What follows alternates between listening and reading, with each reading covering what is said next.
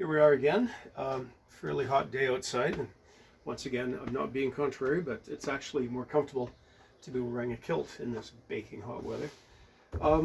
Working on a kilt, or just unboxed a kilt, sent to me from a client in New York because it needs alteration. And beautiful tartan. I want to find out what set this is, what tartan this is, because I think I know what set my next kilt will be. This is gorgeous.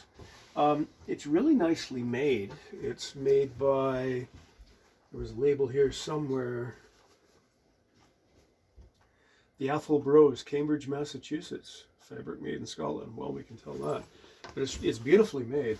But he said it didn't fit, so I pull it out, I lay it out, I look at its measurements, I compare the kilt to the measurements, and initially I was a bit confused because, hang on, that's exactly the numbers that he gave me, 38 waist, 41 and a half hip. But then I took a closer look at it, and I thought, well, initially I thought, you know, what gives?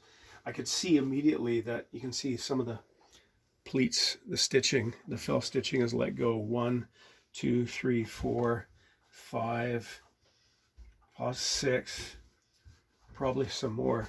And when that goes, when the stitches start to go like this, the pleats start to go like this, it's a pretty clear sign that they all really have to be done over, because if I just stitch these up and set them back, however, whatever brief period of time later, this one, they're all going to go. So, and then I think I figured out why it didn't fit them.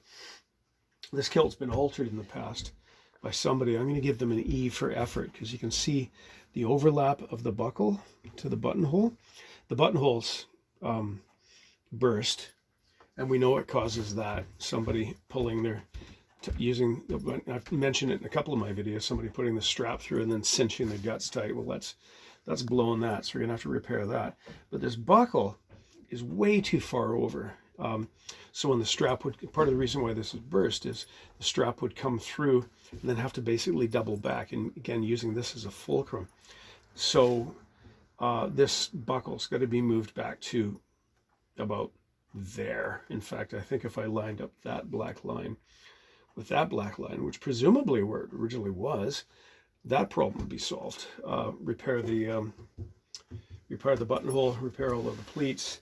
And once again, we have buckles that have been moved. I think if this red line on this buckle was located to the red line, because somebody had a proper attention to detail when they made this kilt. If we move that red line to there, and that one to there, to the, well, that's quite clumsily done. So it looks like somebody sewed that with his feet.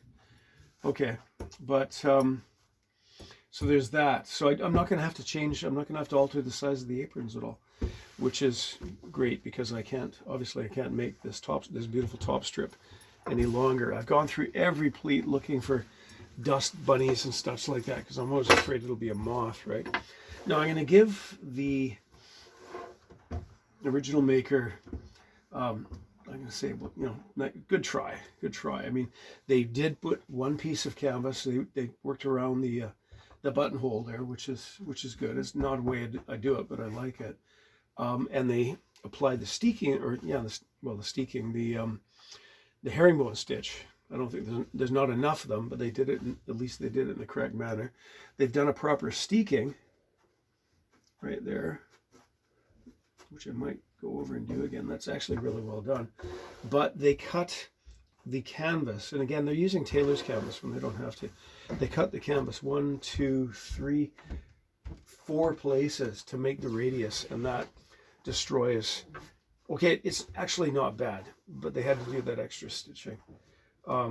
So yeah, I'm going to do all of this outside work I mentioned, but I'm also going to replace this canvas. This is a good job, but I'm going to do it better.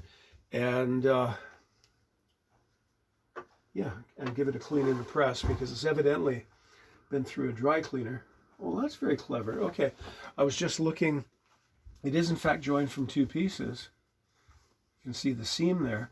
And the person who sewed this made the effort to maintain the integrity, shall we say, of the set, because that matches that. So well done them. Okay, extra points there. And they've hidden it very nicely in the middle of the back pleat, because I looked to the outside, I couldn't find it at all. It was only just running my hand here that I found it. So top marks to that person for that. But yeah, so we'll give her we'll set her up properly and have this thing back to him. Unfortunately, he's on his way to a Highland Games this weekend, and I can't do it that fast because he is several thousand miles away. But I should have it done, let's say, within a week. Yeah, got to find out what that target is. That's nice. Anyhow, thanks for joining in. Cheers.